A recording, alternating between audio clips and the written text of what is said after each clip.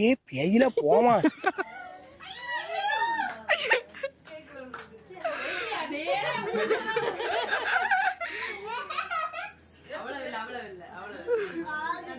எங்க வரும்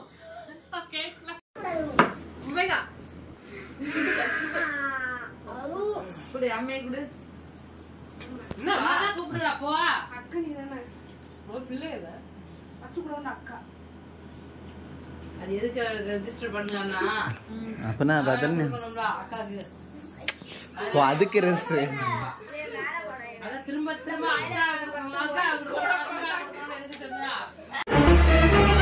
oh no